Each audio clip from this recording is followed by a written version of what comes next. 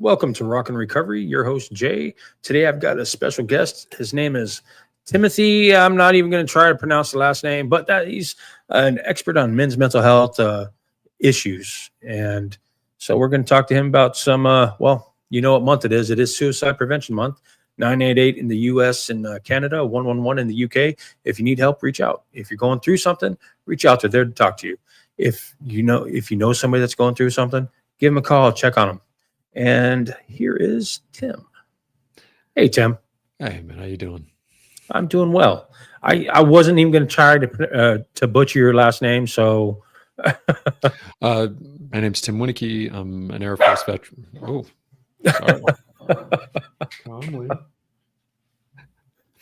My name's Tim Wienecke. I'm an Air Force veteran and a mental health clinician, licensed addictions counselor, professor, and men's advocate. I've been doing clinical work for about 10 years. Prior to that, I worked in sexual assault advocacy, both in the Air Force in uniform and on college campuses for about 6 years. And so Wow. I cover a broad range of this stuff. So on the topic of men's mental health, why do you think, I'm just going to jump right in. Why do you think men's suicide rates so much higher than women's? So one, I think it's just as a culture, we value men's life less. So one of the things that really struck me is if you look at how societies are built, right? It's always a chicken and the egg concept around how much of our biology and how much of our culture are engaging at any point. And the reality is that they're both happening at the same time, all the time, right? It's always something physical and it's always something cultural. And so when you look at like formulation of gender identity, right? Like basically the idea of being a man, being a woman, or being somebody else, is that a society frames out what gender looks like. There's a reason why in Scotland they wear kilts and get really mad if you call them a skirt, right? Different things about gender and how they're expressed show up differently. For women, all the things around them being a woman are cued by their period. And so almost every culture in the world, at some point, at some age, it's determined that, okay, now you're a woman. For men, we don't have a biological cue like that. There's no consistently agreed upon point for men where you go from boy to man. So we just put an age on it, said you're a man at this age? No, up until very recently, there was always a test of manhood. Okay. So in most cultures, there was some kind of event, right? So within Jewish culture, it's still the bar mitzvah. And part of that is they're supposed to go through and learn their faith. For Mormons, it's their mission for a lot of those guys, right? You go do this, now you're an elder in the church. And so all of these ways that we tell boys they become men can be failed. It's always some kind of test that you can fail. And that's important because it means that we can lose our manhood. Oh, I never thought of it that way. Yeah. And so that's one. So we're really dedicated to the functionality of what a man is in society. And if we stop feeling at some point like we're not being a man in our world as we want to be, it becomes ever increasing to not want to be here. So men respond to status loss as viscerally as women respond to physical violence. Okay. I can see that. Yeah. And so I think that's part of it. I think another part is just the stigma around guys not being able to talk. I think we've been particularly in America, we've been in a culture of silence for a very long time. And now with modern age and everything, the way things are going and how disconnected we all are, there's just a lot of guys in a lot of pain by themselves. Absolutely. And I think it's covered up daily just on the be a man, suck it up, be a man, the whole I'll give you something to cry about. If you want something to cry, I'll give you something to cry about. Or, men don't cry.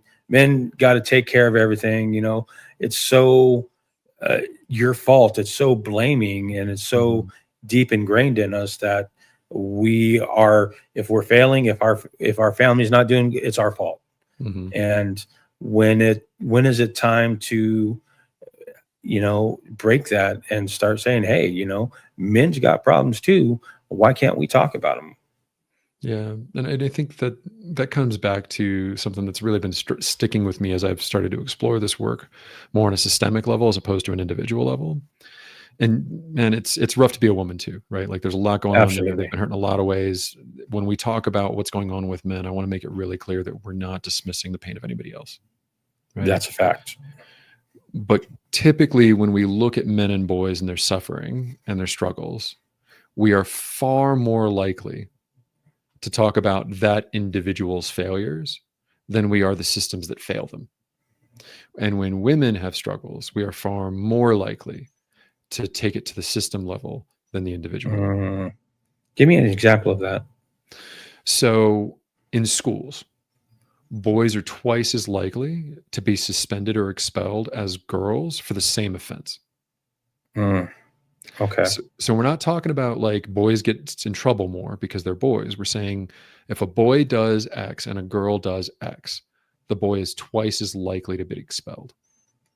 Mm. Okay. So our systems are all around containing boys. Same thing with prison sentences.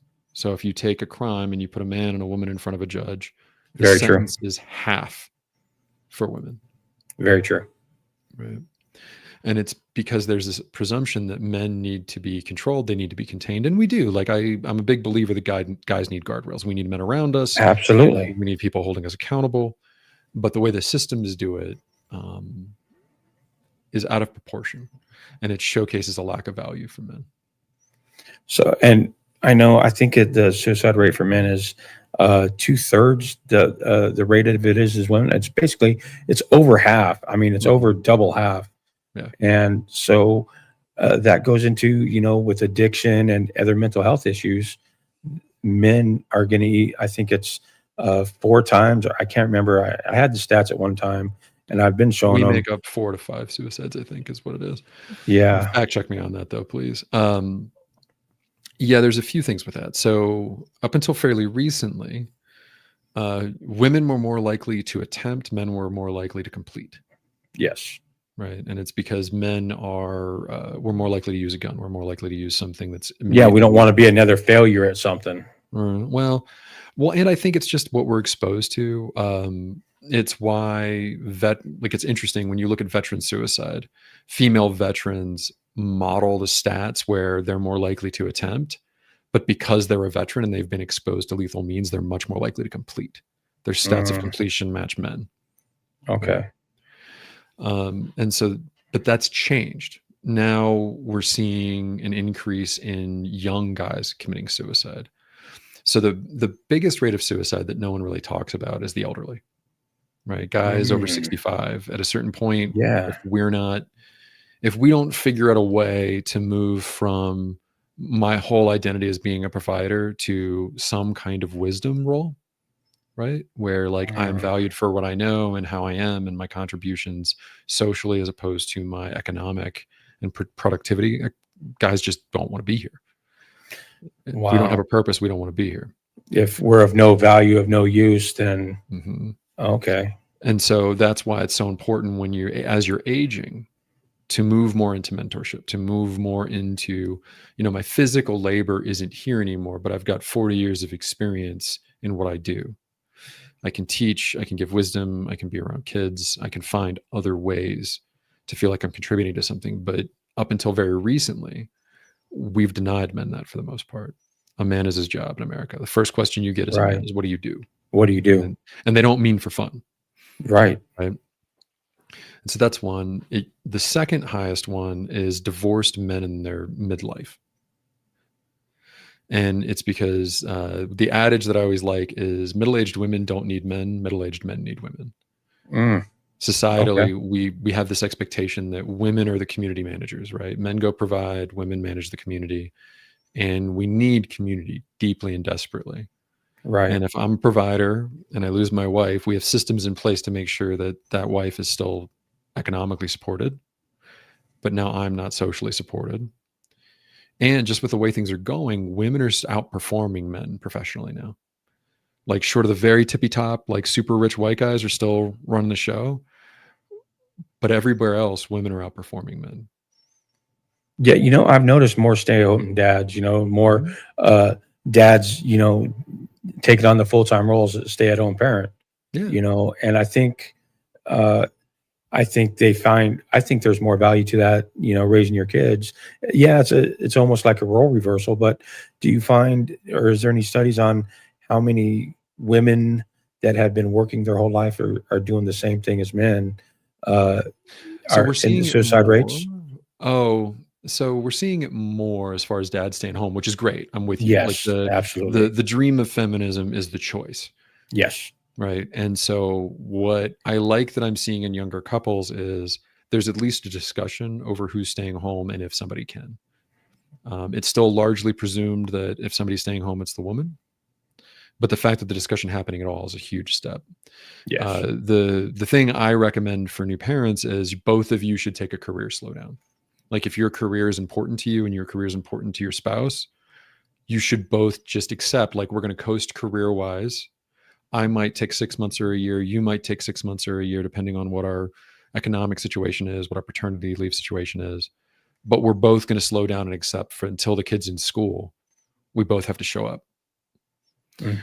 And that's when you're talking about a 2-income household, that's ideal. And we're talking like every family's individual, right? I don't want to like get prescriptive Right. for Right. people, but so we do know, however, that when a woman makes more than a man, their divorce rate goes up by quite a bit. And is that the man initiating divorce or is the woman initiating though? Classically, women initiate divorce, but that's largely because we expect women to do emotional labor. Right. And exploring divorce and ending a relationship is emotional labor. I think that dissatisfaction in marriage, women are largely more dissatisfied than men. But I also think that's in large part because men dissociate from their needs. Like we've been taught since the 40s, That our needs really don't matter. no, as long as you're providing, as long as you're showing up for your family and providing, you shouldn't have any other needs. You should just shut up and do what you need to do. Yeah. And there's some strength in that. Like I want to make sure we're not like kind of throwing out the baby with the bathwater, right? Like the Right. Right. families need somebody providing. And in the modern world, that means 2 people most of the time, which is kind of trash. But the general theme of it is I've got a colleague of mine. He's been at the job 10 years longer than me, which means he's 10 years better than me, which bothers me sometimes because he's a little younger than me. But we were out and he said this and it stuck with me ever since.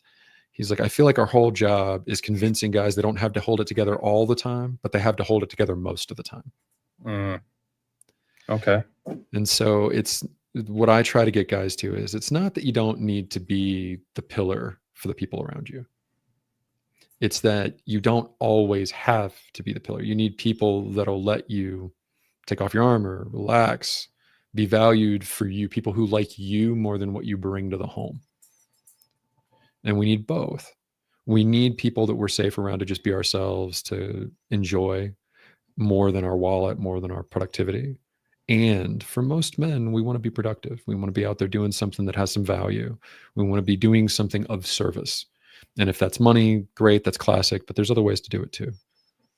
And I don't know what the rates are if you have a healthy male and he's got his healthy friends that he's around. Does the suicide rate go down in that? Yes. I mean, obviously it should, I would think, because then they've got like-minded people that they can share and be themselves with. Yeah. So essentially the isolation is one of the bigger predictors for suicide. And what's interesting about that, it's part of why addiction and suicide are so closely tied. Because if you think about losing people to ODs, people that are using that much know what they're doing. I would a little bit disagree because the illicit drugs nowadays, With fentanyl. you don't know exactly what you're buying. Fentanyl's there definitely is changed the picture, right? But like there if you're is down the barrel overdose of suicides. heroin- Yes. Well, and I don't think it's what I mean is it's not necessarily that it's suicidal. I would call it passively suicidal. Okay. Yes.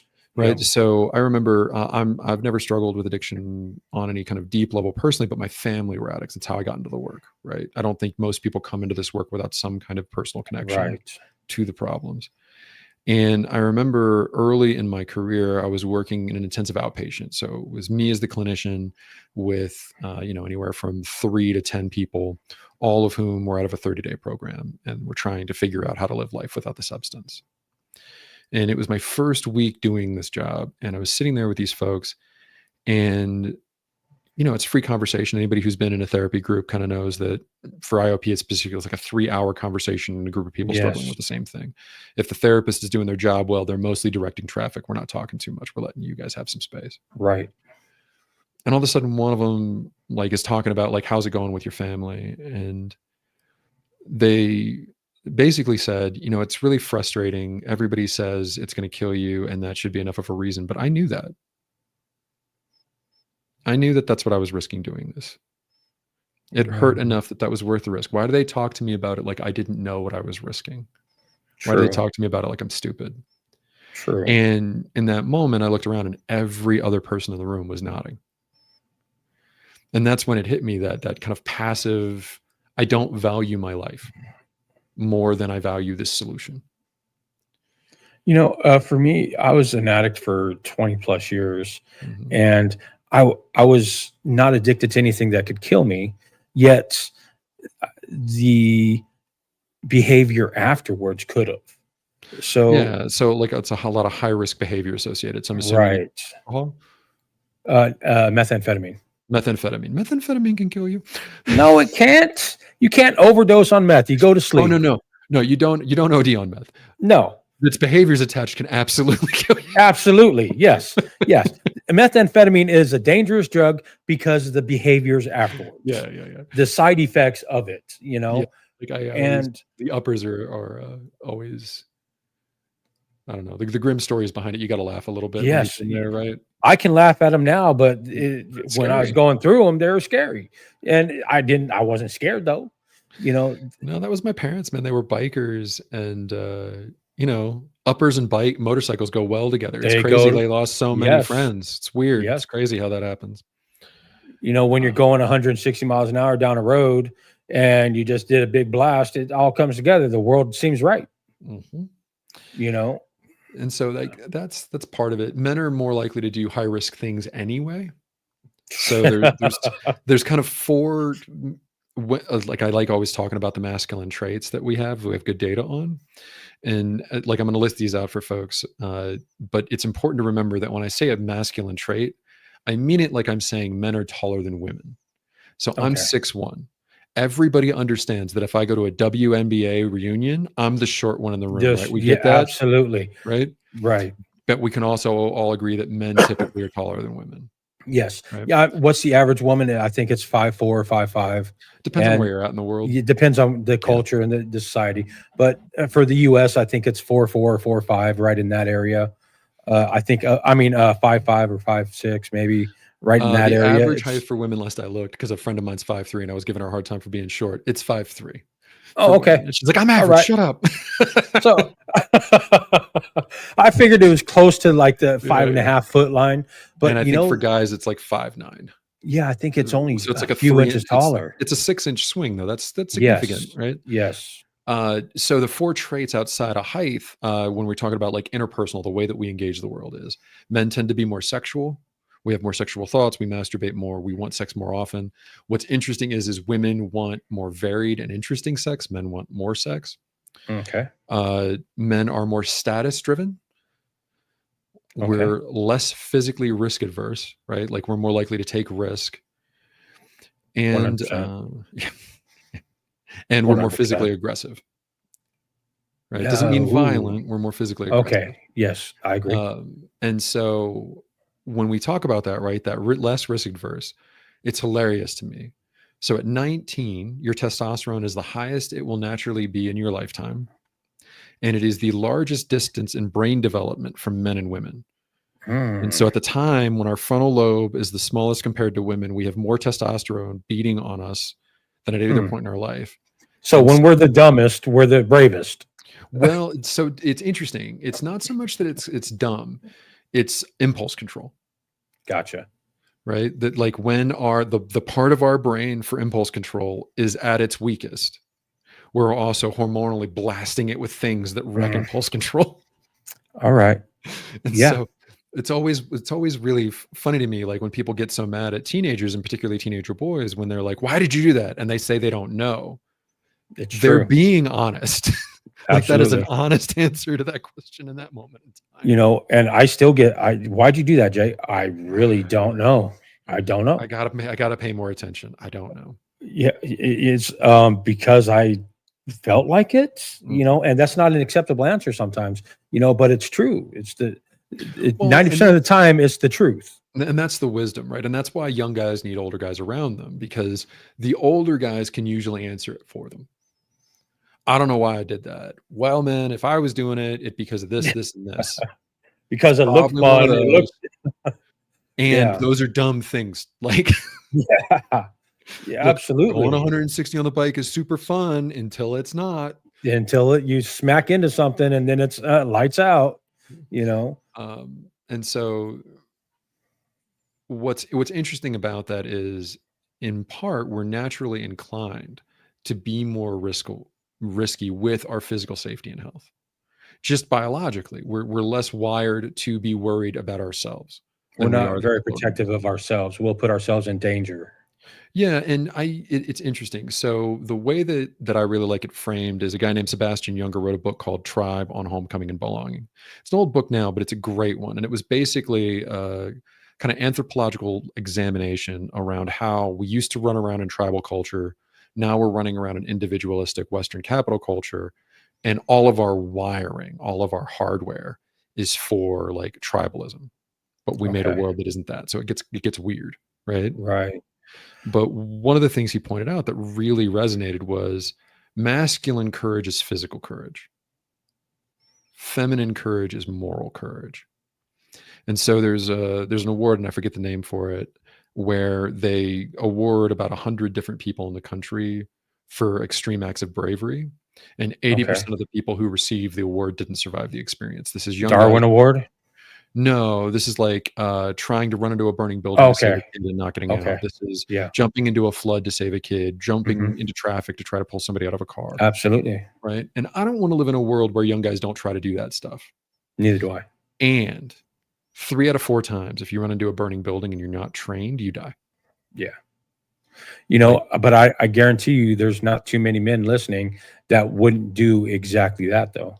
when they were young, I think, the older we get, the smarter we are about how we leverage our skills and our help, right? And Right. and I think that's the key. Like, when I look at masculinity for people, when you're young, it's kind of what your privileges are. Are you big? Are you smart? Are you athletic? Are you charming? Are you handsome? And young guys trade on what they bring to the table to establish some masculinity. The older we get, the more it's about our competence. Men need Right. to be competent at something. We value expertise. Like, we want to, and some of that's the status, right? But some of it's just that we want to be able to teach something. We want to be able to be seen in the world as useful. And so all of a Yes. sudden, if you're 60 years old and you see a fire happening and somebody's stuck, your first instinct might not be to run into the fire. Maybe it's to go grab the hose, Hmm. right? It's not that Yeah. you don't engage, it's that you engage more metered. More in a very smart way, like the steps, Yeah.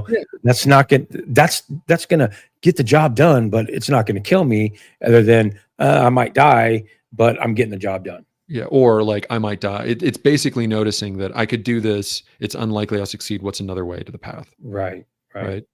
Right. The reason why I say women and it's feminine for moral courage is, every major social change that's ever happened to this country has been spearheaded by women. When they looked at the Underground Railroad for Jewish folks during World War II, 95% of the people awarded were driven by the women and the families that were hiding the Jewish people. Right. And so and it doesn't, again, man, it doesn't mean that women can't be physically brave, and it doesn't mean that men can't be morally brave, I but it's mean, look at important to acknowledge the balance of it. I mean, for that instance, look at the one of the biggest, best known people, the Diary of Anne Frank. Hmm. Hmm. You know, Yeah. And so I think one of the things that I'm really trying to make my work move around is, there's kind of two conversations happening around masculinity, and it's really hurting us. Guys are getting really left in the cold. On the right side of things, right? We're all like split up on two sides in the country, which is great. It's always good to have a them in your own country. right? On the right, you have to be John Wayne. To be a man is to be John Wayne. And if we need to put women and everybody else back in the boxes to leave every man room to be John Wayne, that's what we should do, which is trash. I agree. Most of us are not John Wayne. John Wayne No, wasn't John Wayne. He didn't no, serve. I'm always very amused at the masculine status, a guy who, in a generation where everyone went to serve and didn't, John Wayne got. A lot of right. my boomer folks get mad at me for trashing John Wayne, but I got reasons. On the left, masculinity is toxic, that gender is a spectrum, that there is no gender. It's been nice that's starting to ease off on the left, but that's Thank leaving a lot of God. guys out in the cold, right? Because like They most can't they guys, can't be the man. well, and decide what that means, Right. right? Like whatever that means to you. Like my favorite two guys I've worked with are both special forces guys who, when they got out, they marry driven women, right? Special forces guys are really driven in the world. Takes a pretty active person Yes. to keep up with them in their life. And so when they get out of the military and they put down that part of their career, their wife wants her turn. And so they're stay-at-home dads. And it's amazing because their masculinity is bulletproof. They're like, I can kill you with my pinky. Right. Yeah, I'm going home with my kid. Get out of my face. Yeah. Yeah, fix my pipes. My old lady's paying for it. It's fine. Yeah. Right. And it's about having the choice and the places for the parts of you that are masculine when you're a man to roar, to have space to be seen, Mm. space to be expressed, and space to connect with. But within boundaries, you can't just, like the John Wayne you're telling that you're saying that, if we can express that within a certain framework, Mhm. with boundaries with other people, that the older generation, saying, hey, you know what? You probably shouldn't do that right there. That's going to get a lot of people angry, or, this is a better way. I think, that would be a whole lot more helpful than just letting people run Well, and wild. it's also just a myth. Like the idea of John Wayne as like a masculine, Right. the man is in control. Right. A man is a king of his castle, Right. which has been nonsense forever.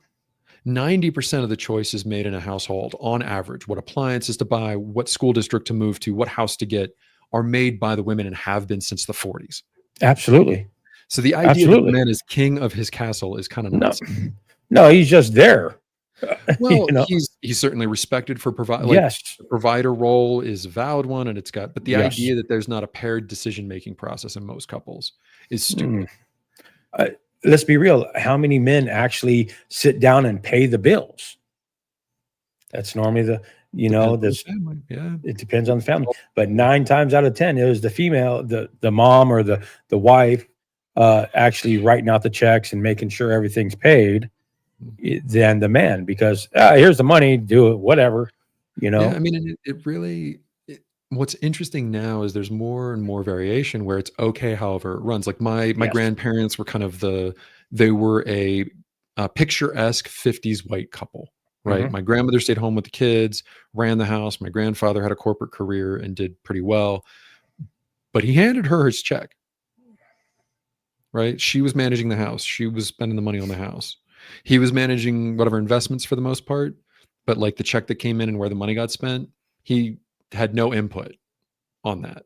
Hmm. And their marriage worked beautifully when it was there. I've seen it go the other way where someone's managing the social end, like the stay-at-home parent is making sure they're tracking what's going on with the kids' social life, making sure that the parties are happening with friends, etc. And then the one making the money is also paying all the bills and doing the books and being very protective of what they're providing. I think a lot of that goes to culture, though, too. The way, 100%. depending on the Mexican culture is going to be different from the American culture, just because they grew up different, the different man. Well, and I think that's our biggest strength and our biggest problem as a country is Right. we're the most individualist country in the world. Absolutely. And that's why we got to the moon. It's why we do better at business, but it's also why we sucked at COVID, Yeah. right? Yeah. And so because of that individualism that we hold, it gets really ridiculous when other people try to tell other families how to manage their dynamics. Mm. Like if it's not your family, it's not particularly your business. Right. And I get where we all have kind of like there's areas where we would disagree as to what's hurting kids, right? But for the most part, most people would be better served by not looking at the way another family is organized and Absolutely. letting them go. As if the kids are happy and healthy, if the adults are happy and healthy, then it's none of your damn business. Absolutely. And that goes a lot to, what? It's my family. It doesn't matter what I'm doing as long as I'm not hurting, Hmm. you know? Well, And I would take that a step further. I feel like, when we're young and there's a bad thing happening, we're told look for the helpers, Right. right? That's what that's one of the things that's made me feel good at times of pain.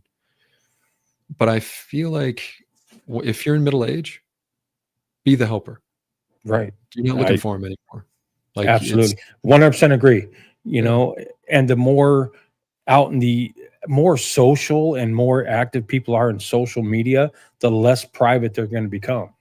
Well, If and you, just the less I'm a podcaster, you're a podcaster, so this feels a little hypocritical to say, yeah, it is. but social media isn't action, No, right? it's not. And the problem is the world's gotten so small that we're more obsessed as to what's happening in Washington than we are what's happening with our mayor. And our mayor has a bigger impact on our life and happiness than the Yeah, president of the United States in most cases. yeah, And so kind of bringing that back around to mental health, right? The siloed impact of every family is an island, every home is isolated. All of that is contributing to the decline of men's mental health. And it's mhm, getting worse as we lose labor, right? So the mhm. validity of the provider role is going away. The less jobs are out there, the more stagnant men become. There just isn't labor. Right. And so it's kind of appalling to think about. So because of technology since the 50s, the required output per labor per person to have nice things has gone down exponentially. Salaries and quality of life have not gone up exponentially. It goes to the people that have control of the mechanisms for these things. Yep. And we've got to like if we don't figure out a way to meter that in some way, things are going to break because if the whole point that we've socialized guys to be, right, as an industrial country, we're like, as a man, you are what you provide, go provide. And that's all that matters. Do that. And then we take away men's ability to have something to provide. Like we're watching it happen right now, like the 70s with the car manufacturers when Yeah. automation kicked in. Everybody blamed Yep. foreign markets. It wasn't. It was Mm-mm. machines. It took one guy to do what 20 guys used to need to do. And Yep. now the same thing is happening in white collar work with AI. And everybody's blaming outsourcing. And don't get me wrong, man, outsourcing is a problem. Like I get that. But Absolutely. it also, like somebody I know went through a programming boot camp and they could plug their code in for correction into AI. And what used to take a programmer a whole day to fact check and go through and make sure it was in alignment took 2 minutes. 2 minutes. Yep. And And it's so, the AI is becoming so advanced, it's doing away with human competence. to a point, right? Like it's moving things more skewed against guys. So and again, remember we're talking about traits like men are taller than Yes. women. Yep. Men tend to be more interested in things. Women tend to be more interested in people, right? You know, And so things are systemic and can be broken down into a process. And if it can be broken down into a process, eventually a machine will be able to do it. true. And so we're losing more and more of those kinds of jobs, which means we're losing the labor that men tend to be drawn to. And I just did. Funny how this correlates because I am in college still, and I'm going for business administration with an IT background, and I just did a paper Mhm. on literally last night on the job creation and the disadvantage and advantage of technology. Mhm. And it's going to become a more skilled trade. It's going to take away jobs, but it's also going to provide jobs on a more skilled level. You have to up your skill. It's Yeah, not but a balanced system. It's not a balanced system, no. but it is still going to provide more. Not any new ones. You're just going to have to trade out. Well, It's we can't predict the future, right? no. And I'm a counselor and an advocate for mental health. So talking to me, my opinion on what's going to happen with the job market is only so informed. But what I will say is what I'm seeing as a career counselor and watching guys go through. I've got a family member whose father was a Microsoft executive. Mm, They went through UW's IT program. UW's IT program was explicitly designed to be a feeder program for Microsoft. mhm. Their father worked there as an executive.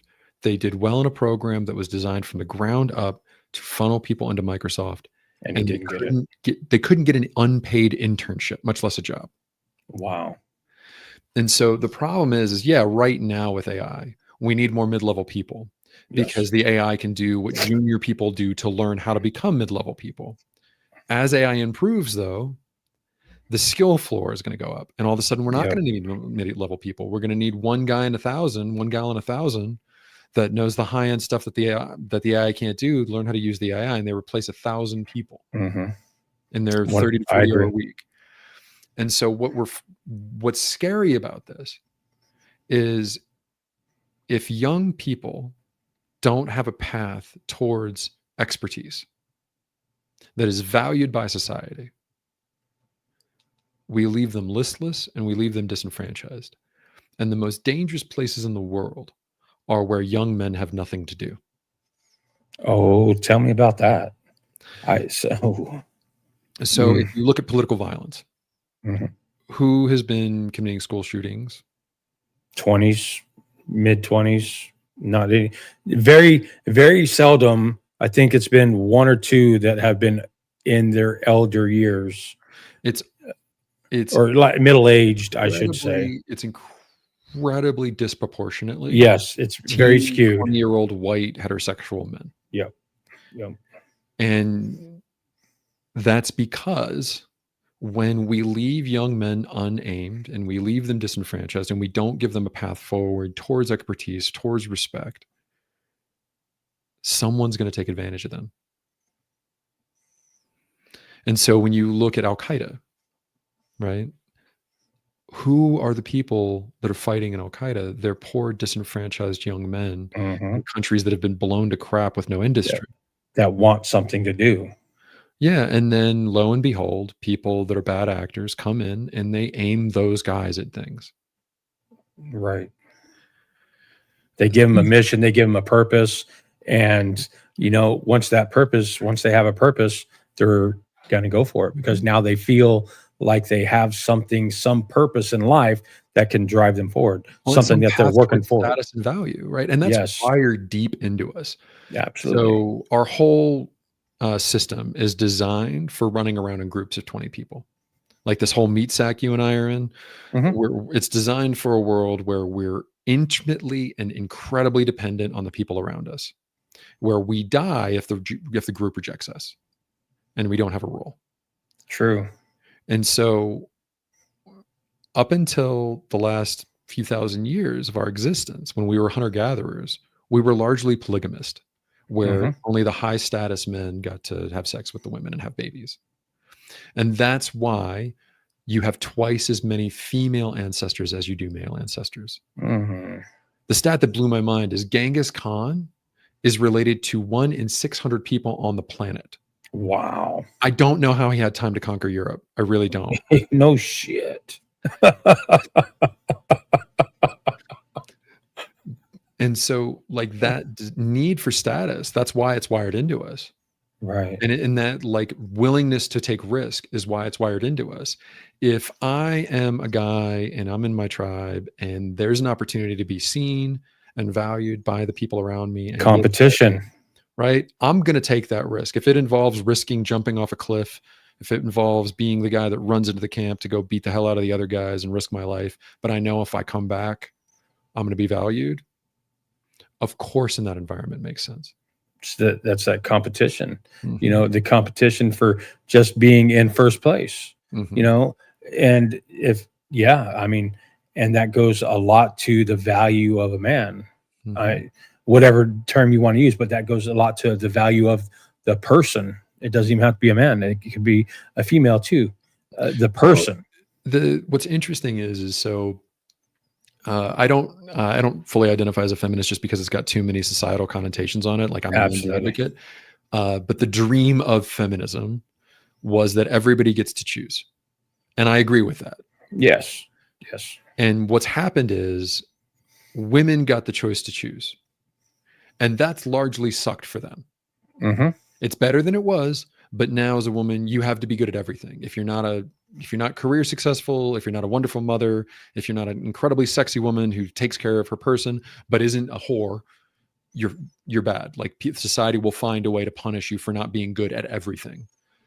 Men are just now getting an option to be something other than a provider.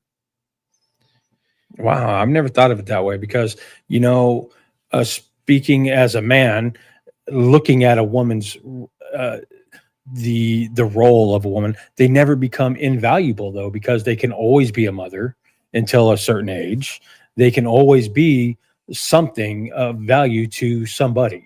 Kind And of. And so that mother commentary, right? Most right, women will tell you that once they hit 35 or 40, right, they don't society want tells it. them they don't exist Right, anymore.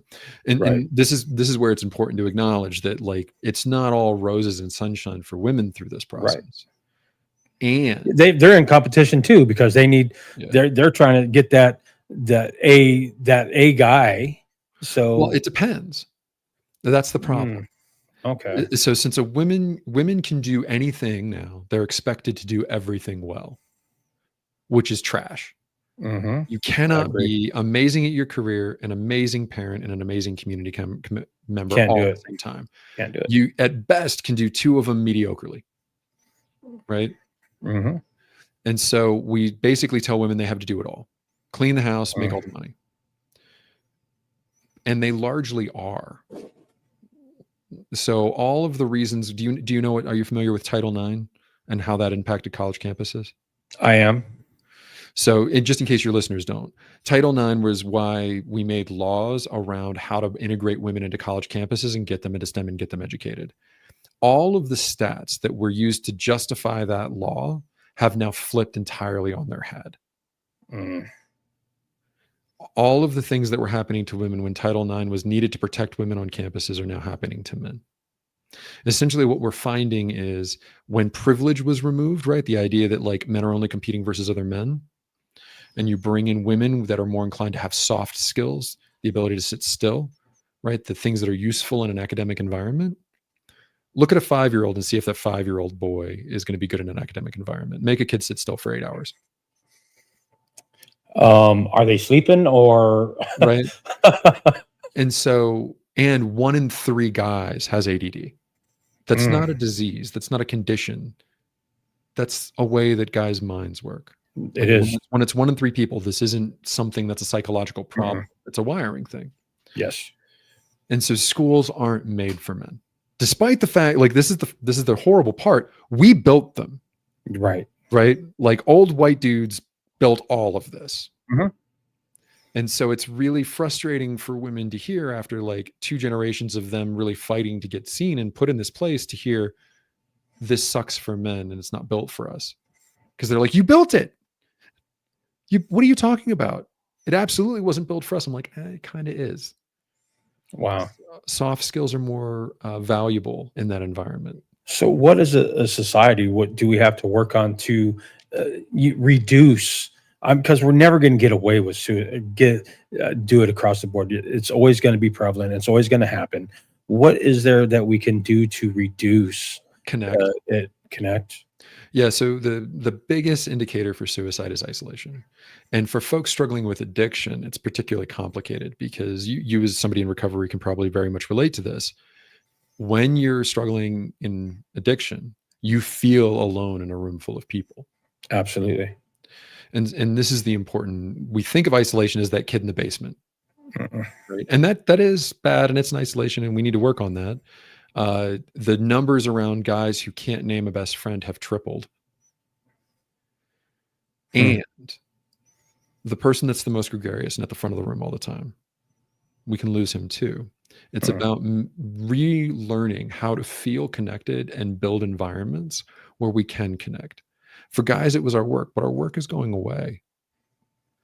We need to get back to community organizations. It's why men's groups are so popular. It's why 12 step is so popular. That's why the bar is so popular. Well, and so that was really interesting to me. I lived in England for 2 years, and pub culture over there is Way different. Yeah, fundamental, right? That is the community center of that town absolutely. and has been for 1,000 years. And so that's part of why they tend to struggle with alcoholism a little bit harder than us, because people need It was a lifestyle. That was their life. Yeah. And so the bars for us, they can be that, but I think we were more founded on churches and then lost the churches, and Mhm. we haven't figured out what to replace them with yet. Hmm. And so there's just this vacuum of connection. Like being connected cannot be solely the responsibility of a spouse and your kids. Yeah, because I wouldn't talk to my wife about things that are bothering me because I didn't want to overburden her. Well, and it is unreasonable. Like one of the most destructive things I think we've done as a society is we expected one or two adults to care for a child's every need. Until 100 years ago, that has literally never been how humanity operates. It's always taken a village. Yes, Yeah, and it should. it really should. All the different personalities, all the different people, all looking out for the kid, saying, "Hey, this is wrong." You learn from a bunch of different people instead of just two people's opinions. Well, and modeling for the kid that people are important. It's not just your Right, person. right, And so we fundamentally need to work on ways to get guys reconnected to the world. Some of that's going to be through dating. The stats on physical connection are tragic. Um, 1 in 4 guys under 30 aren't trying to get laid. Hmm. Think about that for a minute. Not trying. Not even that they're not trying anymore. That they've Wow. completely given up. Huh. And for women, it's 1 in 6. And Wow. it's because one guy is more than happy to fill that void, right? Not saying that women can't be sexual, but there's always going to be that dude that's like, no, I'll sleep with 3 women a week. It's fine. What do you Yeah. need? Right? Not all of us, but enough. And some of that's because of Me Too, right? We've overcalibrated. I was on the front end of Me Too. I think Me Too overall has been a good thing. We're just not done, and we're recalibrating Right. better, Right. right? Um, we essentially, because we can't get to the truly powerful, people talk a lot about cancel culture, but like Louis C.K., great comic, right? But he assaulted a bunch of women Right. and then got a Grammy Yeah. after people said he was canceled, Right.